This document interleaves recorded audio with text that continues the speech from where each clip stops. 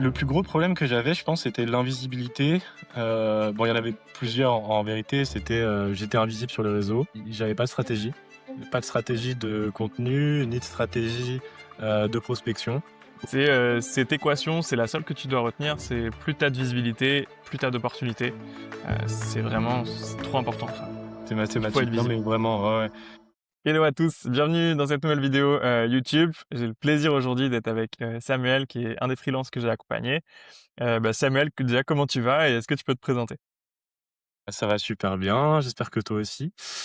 Nickel. Moi, je suis développeur iOS. Là, je suis aussi depuis, quelques mois développeur agentique, donc j'ai été certifié, par Anthropic et voilà, donc freelance, je suis dans des missions iOS et en même temps je monte des SaaS. J'accompagne des gens sur, la montée en compétences IA. Trop bien, trop bien. C'est le bon timing pour l'IA là, il y a une Ouais, demande incroyable donc c'est super. bah, écoute, il y a de la demande donc là en ce moment, ouais, ça se passe bien, c'est cool. Ouais, tu choisi la bonne niche, c'est parfait. Écoute, trop cool. Est-ce que tu peux me dire un peu avant l'accompagnement, c'était quoi le plus gros problème que tu avais? Disons, si on devait en citer Le un. le plus gros problème que j'avais, je pense, c'était l'invisibilité. Bon, il y en avait plusieurs en vérité. C'était, j'étais invisible sur les réseaux. J'avais pas de stratégie. Pas de stratégie de contenu, ni de stratégie, de prospection. Aucune structure et cadre et donc en fait, j'étais en CDI déguisé dans chacune de mes missions freelance.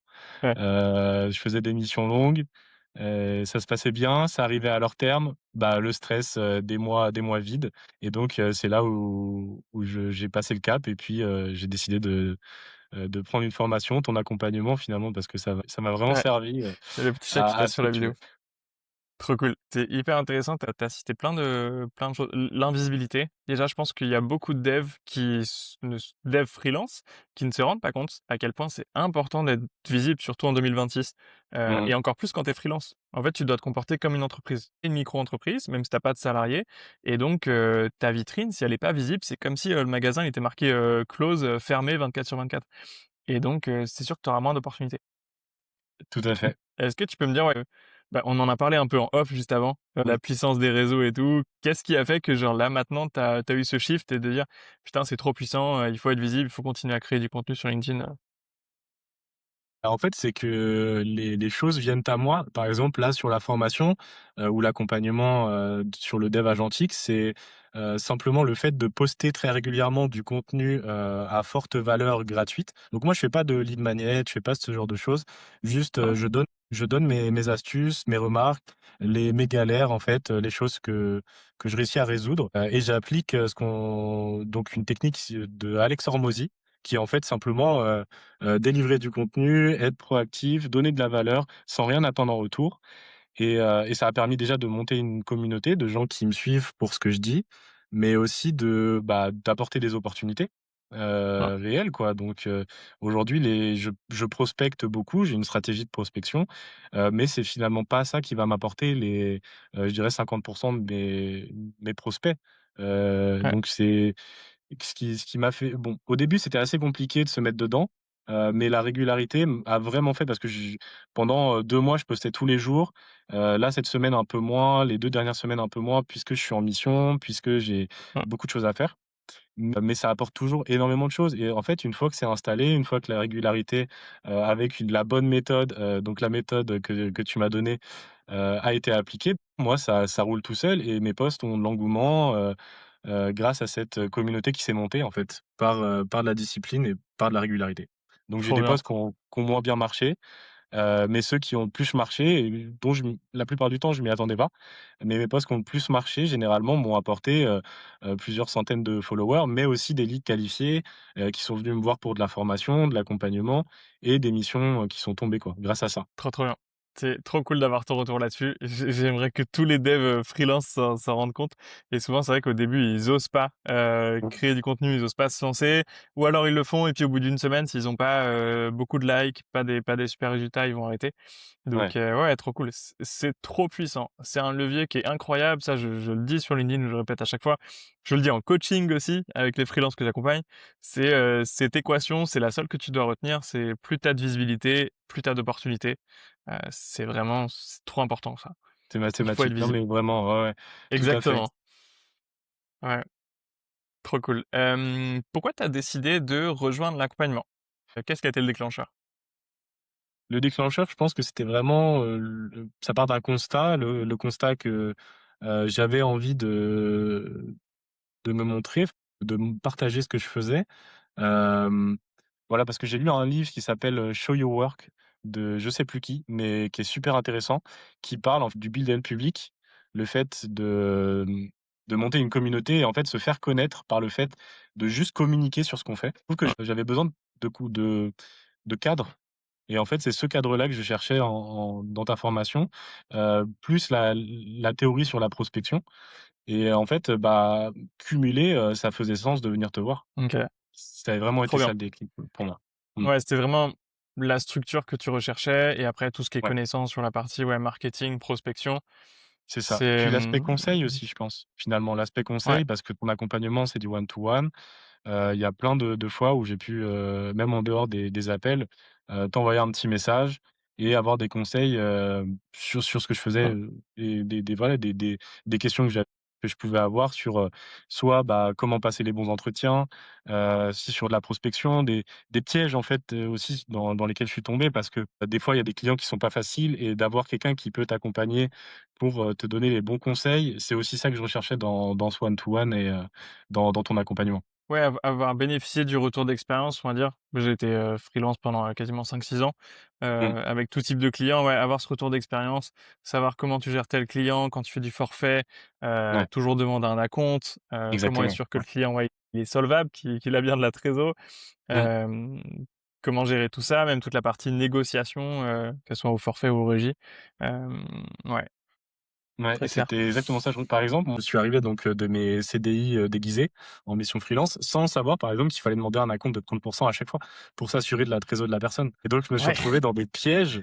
Toi, tu m'as dit: «Mais non, mais en fait, demande 30 à chaque fois, quoi». Parce que tu vas te retrouver avec des gens qui payent Mmh. pas, qui voilà, ça a été très important pour moi. Ça arrive. En fait, c'est important de se protéger, surtout avec un nouveau Mmh. client. Demander 30, réduire le scope à 2 semaines maximum. Si c'est plus long, Ouais. tu fais plusieurs devis, par exemple. Heu et en plus, ça rassure le client parce qu'il a du résultat toutes les 2 semaines. Donc il y a plein d'avantages. Ouais.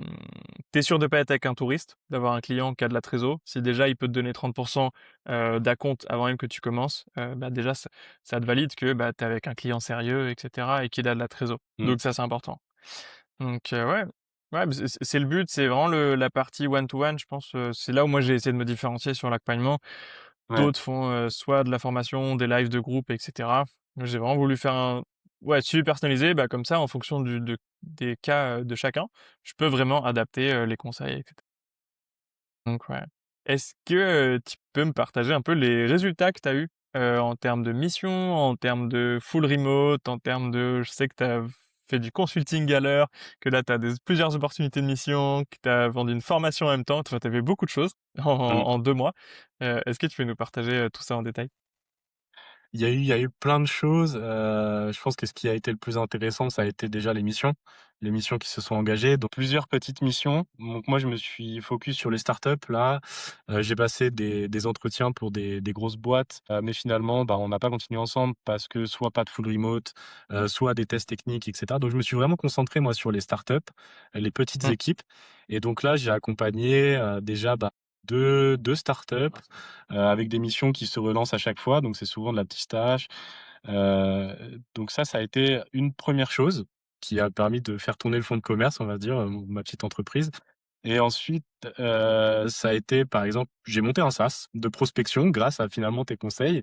J'ai un peu mis en bouteille tout ce que j'avais appris et j'en ai fait un outil pour moi de base qui m'a été demandé après par des clients et donc j'en ai fait un SaaS complet. Aujourd'hui, je suis accompagné aussi par un associé, sales qui m'aide à vendre ce projet, qui se passe plutôt bien. On est en bêta pour l'instant, donc je suis encore en train de faire évoluer pas mal de choses. Et puis ensuite, grâce à la stratégie de contenu où, finalement, naturellement, je me suis expertisé en IA puisque je voyais, très bien que ça allait changer beaucoup de choses. J'ai décidé de prendre la vague et aujourd'hui, je suis dans cette vague-là, d'agentic dev. J'ai été certifié par Anthropic, donc j'ai passé les formations et ensuite, bah, grâce à cette stratégie de contenu qui était naturellement dirigée vers l'IA, Bah, ça a amené pas mal de gens curieux, pas mal de gens qui avaient envie de se former et donc bah, naturellement, j'ai créé une formation ou plutôt un accompagnement où je donne mon workflow, je donne ce que j'ai appris, les bases de l'IA pour ceux qui l'utilisent sans forcément avoir un socle. Aujourd'hui, j'ai décidé de structurer ce socle-là, tout ce que j'ai appris, pour le mettre dans cette formation-là. Pas mal de choses finalement depuis 2 mois. C'est allé assez vite, j'ai l'impression que ça fait honnêtement 4-5 mois que je suis dessus, alors que non, ouais, ça fait seulement 2 mois. Mais j'ai l'impression que ça m'a vraiment aidé à déjà prendre confiance, me légitimer aussi sur certaines choses, d'être accompagné. Hem, ouais, je pense que ça a vraiment été finalement un déclic, de prendre cette formation et d'être accompagné. Ça m'a donné une structure comme une impulsion en fait, Mmh. pour entreprendre. Ah, le petit coup de pouce pour commencer à entreprendre et Ouais, enchaîner. ouais, c'est ça. Trop bien. C'est des super résultats. En plus, ce qui est trop cool, c'est quoi? En 2 mois, t'as fait ouais, t'as l'impression que t'as touché à tout, t'as eu des résultats sur tout, des missions freelance, du consulting, t'as lancé, Mmh. ta formation. Donc c'est assez ouf. Plus ton SaaS, tu fait tout ça en 2 mois. Ouais, C'est hyper fort et ouais, en fait, ça, c'est moi, ce que j'aime, c'est que si on se rend compte dans ton parcours, la puissance des réseaux. À quel point les réseaux, c'est fort parce que de base, là, je t'ai dit: «Tiens, fais telle stratégie de marketing, lance mmh, telle prospection et cetera pour choper des missions freelance» et après tu commences à grossir, avoir une communauté et tu te rends compte que: «Ah mais en fait, il y a du consulting que tu peux vendre». Tu as commencé à créer un SaaS parce que tu as vu une problématique, tu as eu, bah, le savoir et tout que tu as pu mettre dedans et commencer à le commercialiser. Faire de la formation à côté parce que tu as bien vu que sur de l'IA, tu avais un edge, tu avais des connaissances à partager, à transmettre, à apprendre aux autres et tout ça, en fait, je pense que tu l'aurais jamais imaginé il y a 2 mois et non. c'est juste les opportunités de fait de créer du contenu LinkedIn, de créer une communauté, d'avoir une audience, qui t'ouvre tout ça, en fait et ça, c'est trop puissant. Moi, je le vois aussi avec mon LinkedIn, tu vois?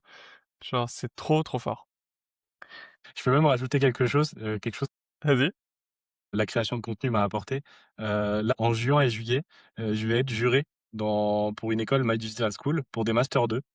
Donc en Incroyable. fait, mon expertise, en tant qu'entrepreneur, entrepreneur développeur est demandée. Donc j'ai un accompagnant pédagogique de My Digital School qui est venu me contacter, pour être juré pour des master 2 sur des sessions, 2 journées. Donc ça aussi, voilà, ça a été franchement, je suis honoré d'avoir eu cette Trop demande-là. bien.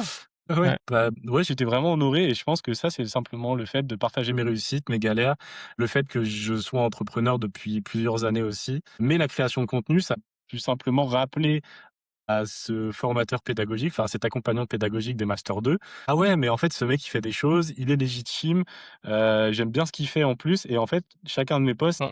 je pense, lui ont rappelé que j'étais là et donc, bah, ensuite, il m'a naturellement proposé, quoi. Donc c'est trop chouette, ça aussi. C'est trop bien. Je savais pas ça. C'est trop cool, Non, félicitations. effectivement, c'est pour ça que j'y ai pensé en même temps qu'on parlait. C c'est la surprise pendant le podcast. Trop bien. Ouais, mais trop de choses, c'est ce que je t'ai dit, trop de choses.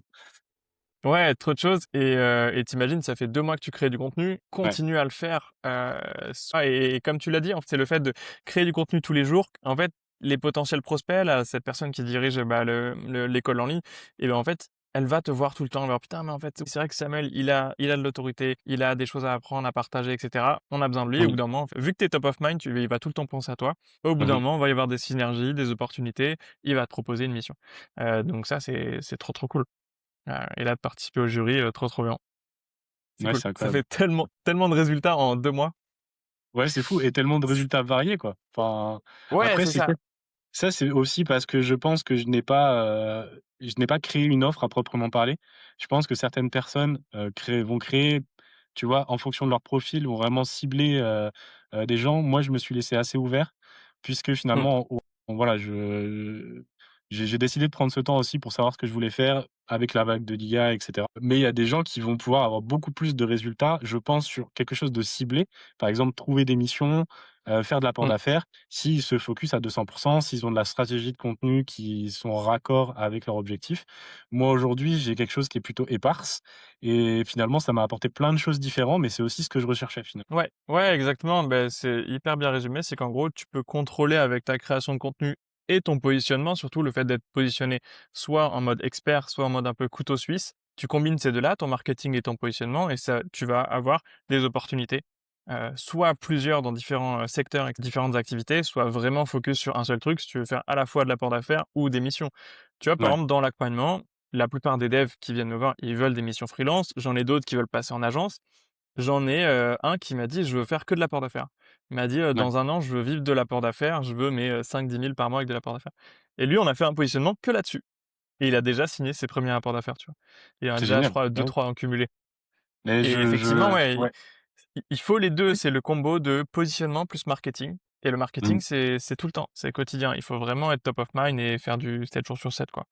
Là, c'est fort. C'est super. Bah, ça, c'est quelque chose que j'ai compris assez récemment finalement et que je Ouais. compte appliquer, prochainement.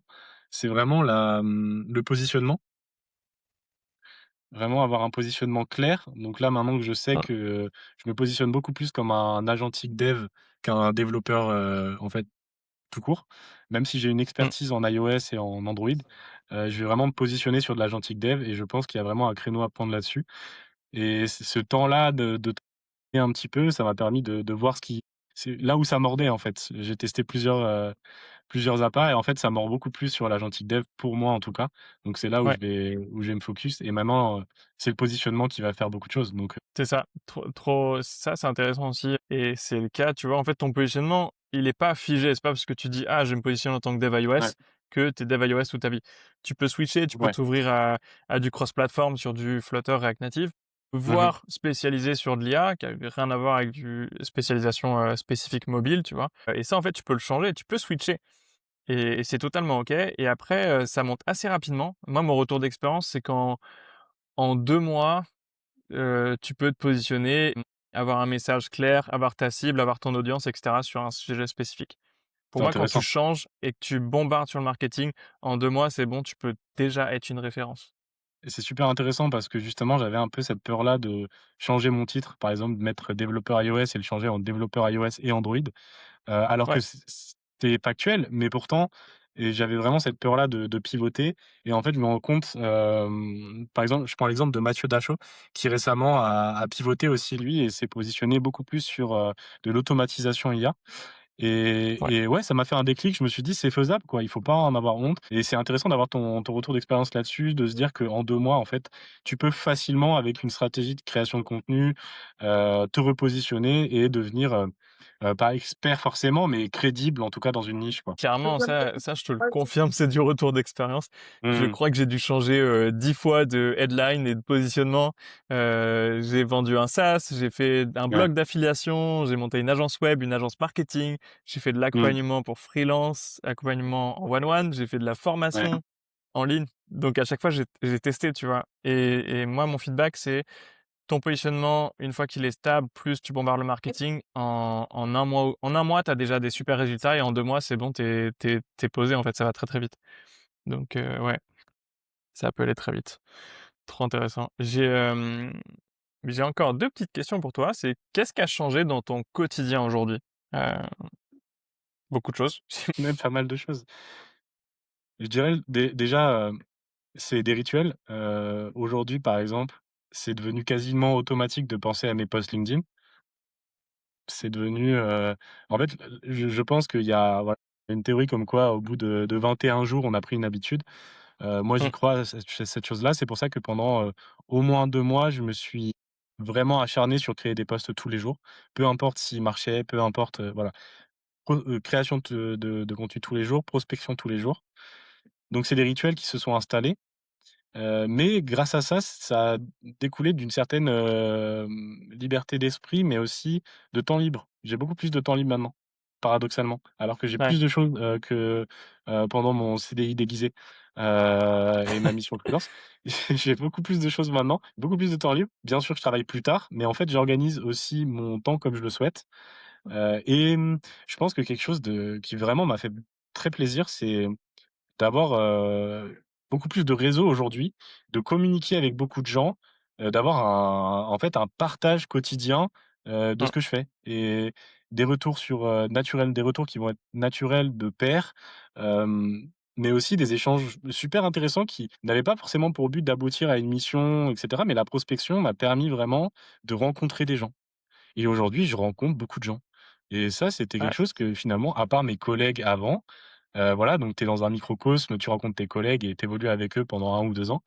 Et bah, la Ouais. prospection, ça m'a permis de prendre des appels avec, des gens super intéressants, qui m'ont fait des qui m'ont partagé des tips, des retours d'expérience. Moi, j'ai pu le faire la même chose et en fait, c'est super satisfaisant. Il y a des fois où vraiment je suis très content, je passe 3 heures au téléphone Tu avec, énormément. ouais, C'est hyper ouais, ouais, stimulant, c'est d'autres façons de faire et tout, ouais. Ça, c'est carrément. trop bien. Ouais, ça, je pense que c'est Et ouais. un des points majeurs aussi. Trop bien. Ouais, le fait de développer son réseau, on en revient toujours au même. C'est vraiment le marketing, c'est la clé. Je sais pas si tu te souviens, moi, le premier coaching qu'on a fait ensemble, à chaque fois, je le dis à tous les freelances que j'accompagne, c'est vraiment, si je veux que pour moi, si tu dois retenir une chose de mon accompagnement, c'est plus de visibilité égale plus d'opportunités. Vraiment, Ouais, la création de contenu, c'est pour ça que dans l'accompagnement, c'est ce qu'on lance dès le début. C'est trop puissant. Sur le long terme, ça a un impact monstrueux. Et tu as déjà eu waouh. des résultats incroyables en 1 mois, 2 mois. Mmh. Sur 6 mois, 1 an, ça fait que se démultiplier. Donc c'est Ouais, trop, trop totalement. fort. Trop bien. J'ai une dernière question pour toi, Samuel. C'est hyper intéressant là, tout ce qu'on dit. J'en ai une dernière. C'est quel conseil tu donnerais à un freelance qui galère? Un freelance qui galère, bah, je pense qu'il faut pas se démotiver. Il y avait une phrase dans l'école que j'ai faite qui s'appelle l'école 42 à Paris. C'était «Don't Mmh. panic», qui est tiré du livre, The Hitchhiker et en fait, autant dans le développement que dans l'entrepreneuriat, cette phrase, elle s'applique réellement. Don't panic, juste sois discipliné, applique, une méthode, mais elle peut aussi venir de Nicolas. Moi, c'est celle de Nicolas que j'ai appliquée et ensuite je l'ai fait évoluer pour me correspondre. Donc voilà, donc panique. S'il y avait d'autres conseils beaucoup plus factuels, ça serait, bah, faire attention à ses réseaux, c'est-à-dire avoir une bonne photo de profil qui ne soit qui c'est des conseils basiques, en fait, mais qui soit récente, qui soit lumineuse, qui donne, voilà, qui qu'on ait voilà, qu'on ait envie de cliquer, mais Ouais. ça s'accompagne par le fait d'avoir une bonne headline, d'avoir une bonne, structure de page, d'avoir bien décrit son profil LinkedIn. D'avoir, des missions qui soient cohérentes. Hem, un autre conseil que je pourrais donner, c'est aussi je pense, voilà, comment dire? Bah, ne rien attendre. Dans la prospection, des fois, on peut vite être déçu. Dans la création de contenu, on peut vite être déçu. Mais finalement, si on fait les choses juste pour faire les choses, sans attendre un résultat et juste en en croyant au process, bah, finalement, il y a vraiment des choses qui arrivent derrière, quoi.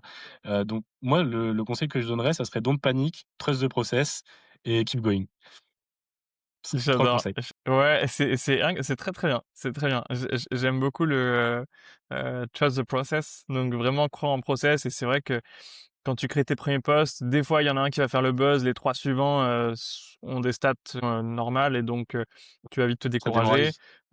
Et pareil pour la prospection, tu dis: «Ah, j'ai fait une semaine de prospection, j'ai pas de résultat». Oui, mais attends, ça fait que 5 jours que tu prospectes, peut-être que Peut-être attends la deuxième pas. semaine et la deuxième semaine, tu vas avoir 3 opportunités, tu vois?